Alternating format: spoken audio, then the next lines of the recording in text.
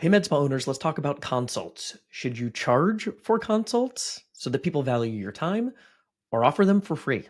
We'll discuss the pros and cons in each strategy and what might be the best fit for you in your current situation.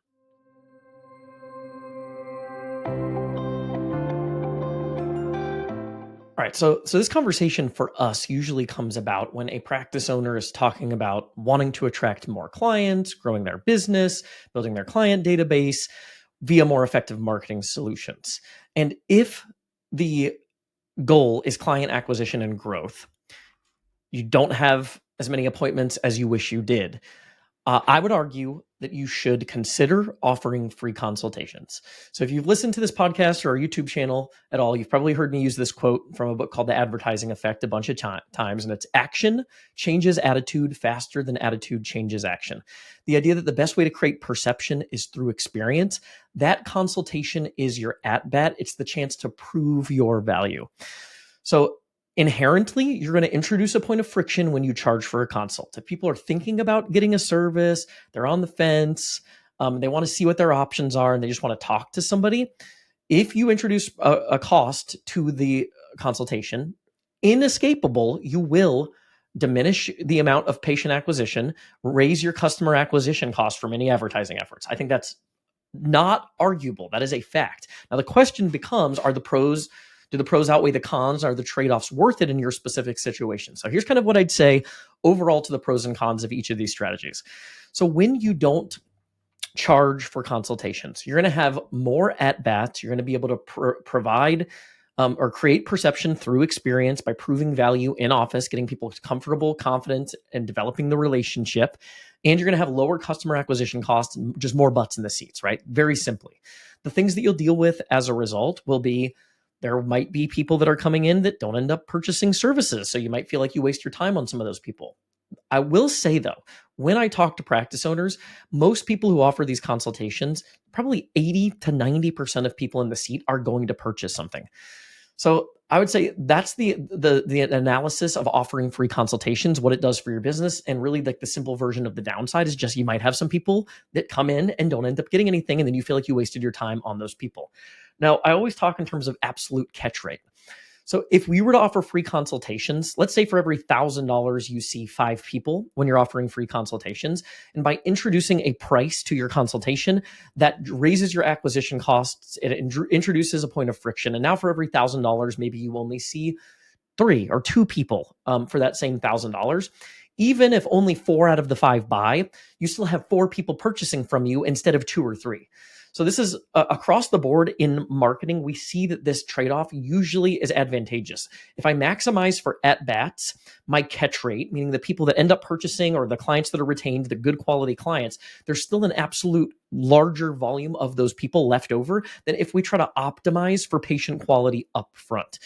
So that's what we see in the data. That's not my hypothesis. It's not a theory. It's what we actually see in the data when we run these types of campaigns and we do these types of things for clients. So I would argue that's probably the best strategy financially if you're trying to get butts in the seats and to grow your business. I would argue that's still the best strategy even for established successful practices. Most people are not going to waste their time showing up in your office if they're not serious about getting treatment. It doesn't mean you're going to have a 100% success rate, but most of those people are very serious about doing something. You can introduce at least like a booking deposit that's refundable, like, for cancellations and no-shows. Because if you do consultations without that, you will deal with no-shows.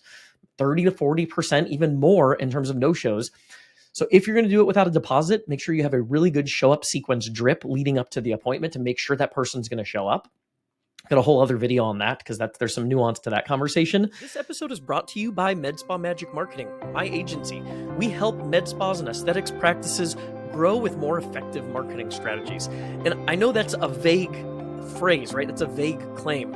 So I have an offer for you. I offer this to any new prospects. If you're interested in exploring another marketing option, a new agency, or just getting into Facebook, Instagram, Google Ads for the first time, I'd love to show you why we're different, what we're doing for clients, And we can do that via a 1.5 hour planning session where I'll outline a specific marketing plan and I'll give you all of the blueprints that we would implement if we were to do business together. Now you can take that, use that on your own, hire someone else to help you execute it, or work with us. We really don't hold anything back on that strategy call. And I think you'll have a lot of confidence in how you manage your marketing investment moving forward, understanding some of the nuances that can help you implement more effective marketing strategies for your business. So if you want to do that, you can go to medspamagicmarketing.com. Okay, but so that's my 2 cents on offering a free consultation. I think the juice is worth the squeeze for the vast majority of practices. So when can you be stubborn and decide that you are going to charge for your consultation? I would argue that really one thing has to be true for that to make sense in your business. And that means that you are supply constrained. You do not have the availability to serve additional clients, and you're as busy as you could pretty much want to be, and you're struggling to make room in the schedule. If that's the case for your practice, and you can get away with charging for consultations and still achieve your goals in terms of patient acquisition, appointments, and scheduling, then by all means, go ahead. The very simple analysis here is this is all supply and demand. If you're able to get away with charging for consultations, you can do it.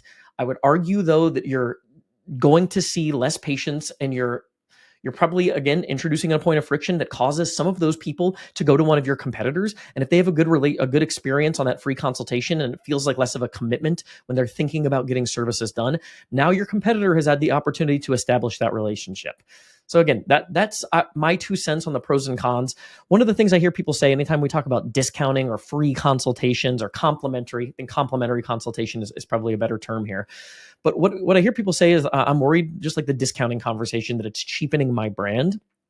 And I just don't believe that to be true. And we've had Sarah Schickman on the podcast. She grew multi-location, multi-million dollar med spa, sold that med spa eventually. When they audited their practice, the top 20% spenders, 80% of them had come from Groupon originally. I think there's a ton of data and evidence, and our own data and just across the board in consumer psychology, that shows that dangling a carrot in front of a target prospect to get them to choose you over your competitors to establish the relationship, and then having those people pay a premium price point or a standard price point after you've developed the relationship and you've created perception through experience, it just makes sense mathematically. The same thing here is true with consultations. I do not think you're cheapening your brand. I think you're getting the opportunity to prove your value. And so that's my 2 cents on consultations. For those of you that are considering, should I offer free consultations? Do I charge for these?